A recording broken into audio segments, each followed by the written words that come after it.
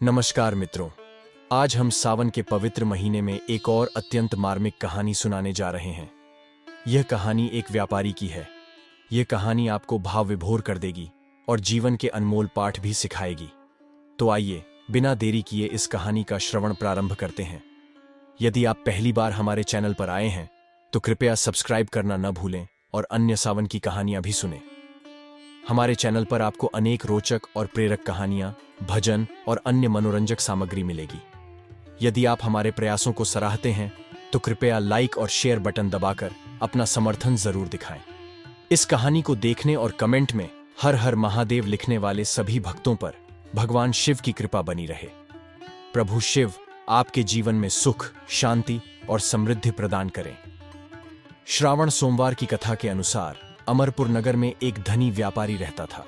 दूर दूर तक उसका व्यापार फैला हुआ था। नगर में उस व्यापारी का सभी लोग मान सम्मान करते थे।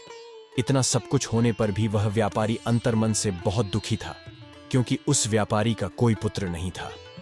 दिन रात उसे एक ही चिंता सताती रहती थी। उसकी मृत्यु के बाद उसके इतने बड़े व्यापार और धन संपत्ति को कौन संभालेगा। पुत्र पाने की इच्छा से वह व्यापारी प्रति सोमवार भगवान शिव की व्रत पूजा किया करता था। सायंकाल को व्यापारी शिव मंदिर में जाकर भगवान शिव के सामने घी का दीपक जलाया करता था।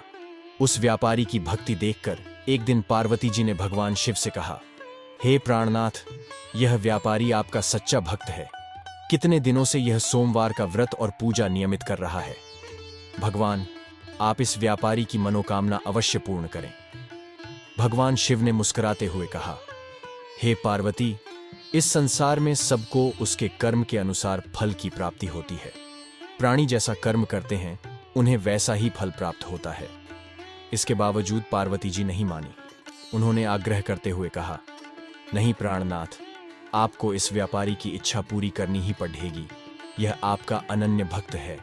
प्रति सोमवार आपका विधिवत व्रत रखता है और पूजा अर्चना के बाद आपको भोग लगाकर एक समय भोजन ग्रहण करता है। आपको इसे पुत्र प्राप्ति का वरदान देना ही होगा।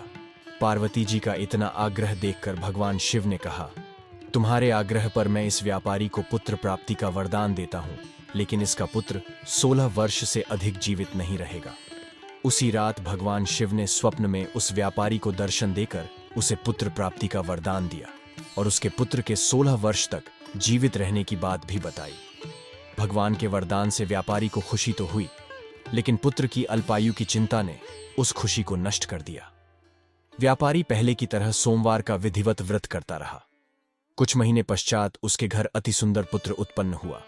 पुत्र जन्म से व्यापारी के घर में खुशियां भर गईं। बहुत धूमधाम से पुत्र जन्म का समारोह मनाया गया। व्यापारी को पुत्र जन्म की अधिक खुशी नहीं हुई, क्योंकि उसे पुत्र की अल्प आयु के रहस्य का पता था। यह रहस्य घर में किसी को नहीं मालूम था। विद्वान ब्राह्मणों ने उस पुत्र का नाम अमर रखा। जब अमर 12 वर्ष का हुआ तो शिक्षा के लिए उसे वाराणसी भेजने का निश्चय हुआ। व्यापारी ने अमर के मामा दीपचंद को बुलाया और कहा कि अमर को शिक्षा प्राप्त करने के लिए वाराणसी छोड़ दे आओ। अमर अपने मामा के साथ शिक्षा प्राप्त करने के लिए चल दिया। रास्ते में जहां भी अमर और दीपचंद रात्रि विश्राम के लिए ठहरते, वहीं यज्ञ करते और ब्राह्मणों को भोजन कराते थे। लंबी यात्रा के बाद अमर और दीपचंद एक नगर में पहुंचे। उस नगर के राजा की कन्या के विवाह की खुशी में पूरे नगर को सजाया गया था।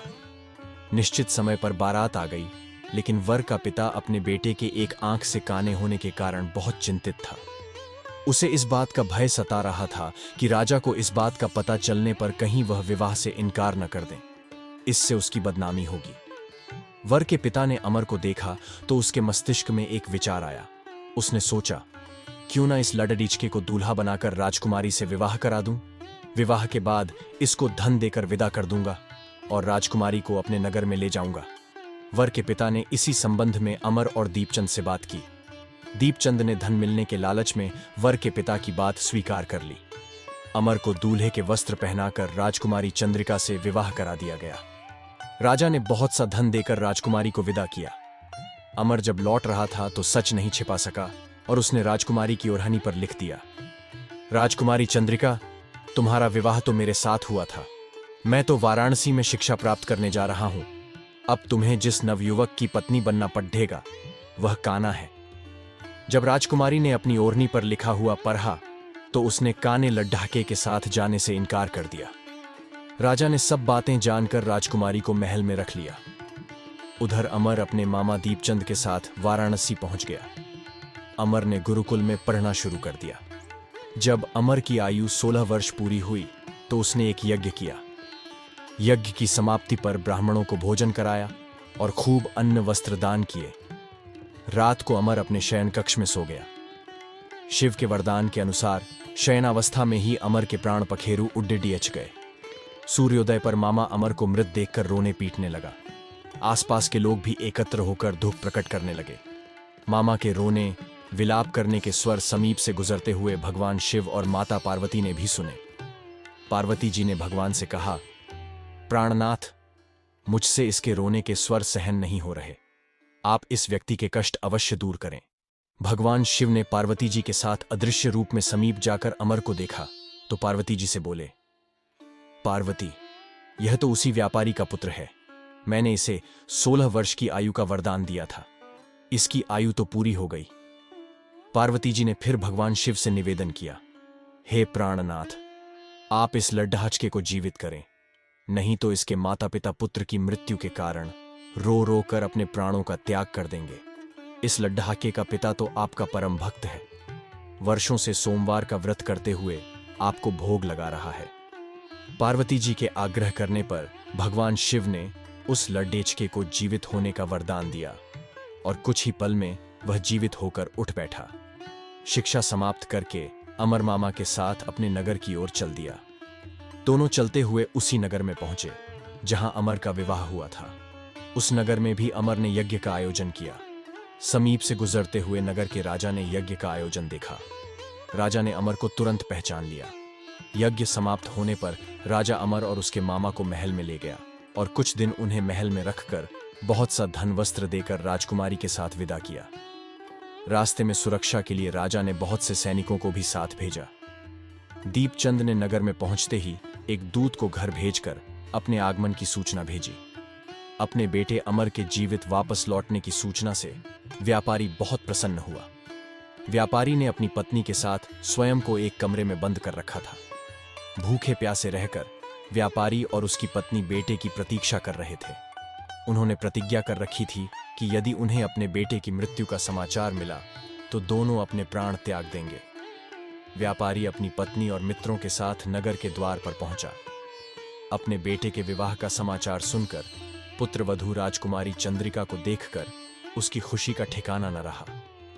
उसी रात भगवान शिव ने व्यापारी के स्वप्न में आकर कहा, हे श्रेष्ठी, मैंने तेरे सोमवार के व्रत करने और व्रत कथा सुनने से प्रसन्न होकर तेरे पुत्र को लंबी आयु प्रदान की है। व्यापारी बहुत प्रसन्न हुआ। सोमवार का व्रत करने से व्यापारी के घर में खुशियां लौट आईं। शास्त्रों में लिखा है कि जो स्त्री पुरुष सावन के सोमवार का विधिवत व्रत करते और व्रत कथा सुनते हैं, उनकी सभी इच्छाएं पूरी होती हैं। दोस्तों, आज के वीडियो में इतना ही। आशा करते हैं आपको यह वीडियो पसंद आया होगा।